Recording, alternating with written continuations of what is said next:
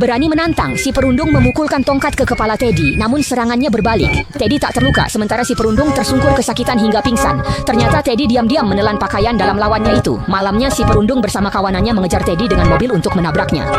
Setelah sebuah kecelakaan mobil, Teddy tetap selamat tanpa cedera, sementara si penguasa sekolah justru terluka parah dan berlumuran darah.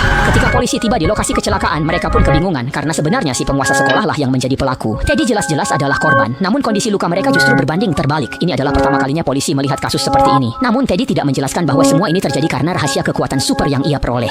Setelah kejadian itu, Teddy berubah total di sekolah. Dari yang sebelumnya lemah dan selalu dibully, kini ia menjadi pria tangguh dan pemberani. Bahkan si gadis tercantik di sekolah pun mulai mendekatinya. Namun berbagai tindakan Teddy justru membuat si penguasa sekolah semakin dendam padanya. Karena tidak bisa mengalahkan Teddy secara langsung, si penguasa sekolah pun berencana menyakiti keluarga Teddy. Saat Teddy tidak ada di rumah, mereka diam-diam mengunci pintu rumah Teddy, mengikat rumah sederhana itu dengan rantai besi, lalu menariknya dengan mobil sekuat tenaga.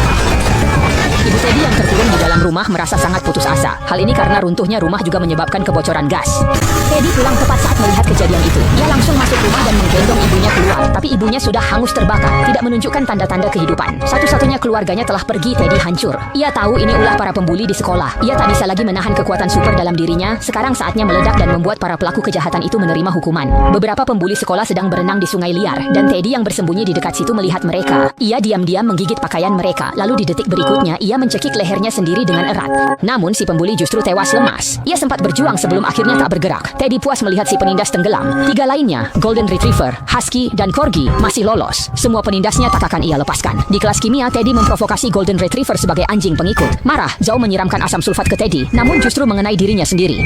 Diiringi suara mendesis seperti memanggang, Golden Retriever langsung berubah menjadi segumpal busa yang indah di tempat. Selanjutnya, Teddy memanggil polisi ke sekolah, lalu pergi ke lapangan dan menemukan Corgi serta Husky yang sedang bermain bola. Memaksa mereka mengakui di depan polisi bahwa merekalah pembunuh ibu Teddy. Melihat keduanya tetap keras kepala dan tidak mau mengaku, Teddy tiba-tiba mengeluarkan bor listrik dan menusukkannya ke lututnya sendiri. Namun yang justru merasakan siksaan adalah Corgi. Tapi sebelum keduanya sempat mengaku, ayah Husky datang ke sana. Demi melindungi diri sendiri, sang anak bahkan berniat membunuh Teddy di depan polisi.